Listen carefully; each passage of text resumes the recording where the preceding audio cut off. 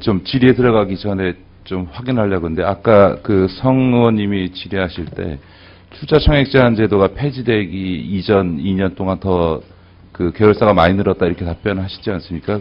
그 메모를 어느 분이 공정거래위원장님한테 전달하셨죠? 예, 경영정책국장입니다. 경영정책국장이세요? 예.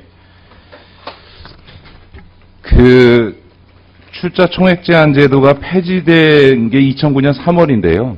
그 이전 2년 전에 출자 총액 제한 제도가 자산 6조에서 10조로 그 대상 범위를 넓히고요. 적용 대상 기업도 지금 자산 규모 2조 이상으로 늘렸고 25%를 40%로 늘리지 않았습니까? 사실상 그래서 2007년도 4월 달에 출총제가 이미 사실상 폐지됐다라고 얘기합니다. 다시 말해서 2009년도 출총제 폐지 이전 2년 동안 계열사가 급증한 것은 사실상 출총제가 무력화됨으로 인해서 나타난 결과거든요.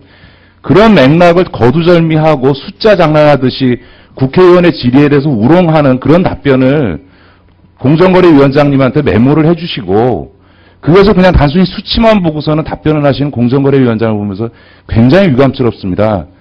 국회의원을 놓고 그렇게 우롱하시면 안 됩니다. 맥락이 있지 않습니까? 2년 출총제 폐지 전 2년 전에 사실상 무력화됨으로 인해서 계열사가 늘어난 거 아닙니까? 질의에 들어가겠습니다. 공정거래위원장께서는 지난 7월 10일 한경 밀레니엄 포럼에서 출총제와 순환출자 제도의 금지와 출총제 부활에 대해서 비판적인 견해를 밝히셨습니다. 사실상 반대를 하셨는데요. 공정거래위원장은 다른 경제부처 관료가 장관이 아니고요. 헌법 119조 2항에 있는 국가가 경제력 집중을 방지하기 위해서 해야 될 경제민주화 조치를 일선에서 담당하시는 책임자이십니다. 이런 분이 더군다나 국회에서 이런 대기업 소유지배 구조와 관련된 개혁이 논의되는 시점에 다른 분도 아니고 공정거래위원장이 반대하는 이런 입장을 밝히신 것은 매우 유감스럽고 더더군다나 이것이 지금 새누리당의 유력한 대선 주자의 정책에 대한 입장과 거의 유사하다는 점에서 특정 대선 후보의 정책 노선을 옹호해주기 위해서 공정거래위원장께서 나서신 것이 아닌가. 지금 하필 이 시점에 왜 그 얘기를 하셨는가. 이런 점에 대해서 대단히 유감스럽다 이 말씀을 드리고자 합니다. 제가 하나 읽어드리겠습니다. 계열사 간 출자를 통해서 동일인이 적은 지분으로 많은 계열사를 지배하는 지배구 사장의 문제점을 제거하고 무분별한 다각화를 통한 선단식 경영의 폐해를 제거하고 기업 역량을 핵심 분야에 집중시키는 구조조정의 효과를 달성하고 계열사 간 출자 억제를 통해 일부 계열사의 부실화가 기업 전체의 부실화를 초래하는 연결고리를 차단하고 실질 자기 자본의 증가 없이 부채 비율을 감축하는 행태를 견제하기 위해서 이 제도를 도입한다. 이 제도가 뭐죠? 이게 86년도 위원장님께서 재직하셨던 경제기획원이 출자 총액 제한 제도를 도입하면서 얘기했던 제도 도입의 취지입니다. 그러면 그때 86년과 지금 오늘 이 시점 2012년도를 비교해 볼 때 경제력 집중도가 그리고 재벌 계열사들의 숫자가 늘었습니까? 줄었습니까? 늘었습니다. 그렇습니다. 네. 86년도 이 제도를 도입할 당시보다도 오히려 재벌의 경제력 집중도와 그 문어발시 확장은 훨씬 더 심각해졌습니다.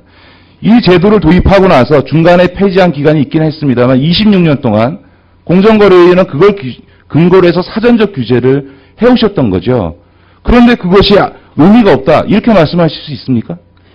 지금 좋은 말씀하셨는데요. 25년 동안 운영을 했음에도 불구하고 그런 것은 계속해서 늘었습니다. 그럼 늘은 이유를 봐야 될 거 아닙니까? 그리고 이 제도의 실효성이 있는 것이냐 이걸 같이 봐야 될 거 아닙니까? 그런 점을 종합적으로 봤을 때 실효성 얘기를 자꾸 하시는데요. 왜 실효성이 없어졌습니까? 수많은 예외 조항으로 누더기를 만들고 대상 기업을 마지막에 가서는 10조 이상 기업으로 늘리고 그래서 사실상 이 출총 제도를 무력화시킨 거죠. 제도가 실효성이 없는 게 아니라 실효성을 갖지 못하도록 제도를 무력화시켜 놓고 이제 와서 실효성이 없다 얘기할 수 있습니까? 대표적으로 금호기업이 제가 제출했던 예외 조항 없이 25%로 출자 총액을 제한했을 때 금호가 대우건설과 대한통을 인수할 수 있었습니까? 없었습니까? 없었지요. 네.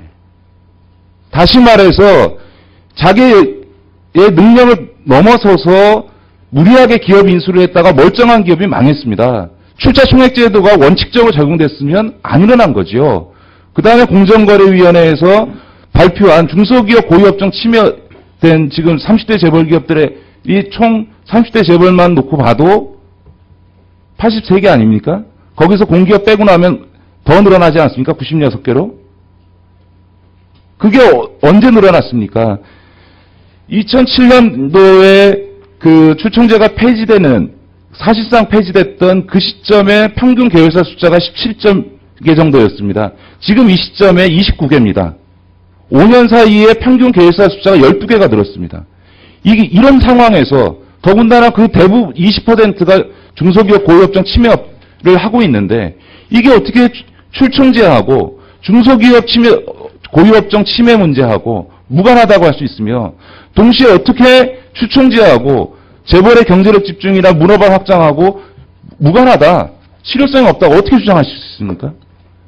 지금 의원님 말씀하신 대로 자 그러면은 출총제를 해서 상한선을 25%에서 40%로 올리고 예외를 인정한 게 왜 그러겠어요? 기업 봐주기라고 100%로 그렇게 몰아가실 수 있겠어요? 글로벌 금융위기도 있었고 IMF 위기도 있고 여러 가지 상황에서 그러면 우리 기업이 다 외국으로 넘어가야 되는 그런 심각한 문제도 있었습니다. 그 과정을 냉정히 보면은 그리고 신성장 업종, 정부에서 추진하려는 그런 업종, SOC 그런 업종도 있고 여러 가지가 있었을 때 과연 그런 것들을 출총제로 지금 숫자로 얘기하지 마시고요. 지금 예. 출총제 폐지를 전후해서 계열사가 늘어난 회사의 명단을 한번 보십시오. 그게 어느 기업이 지금 외국에 넘어갈 위협에 있었습니까?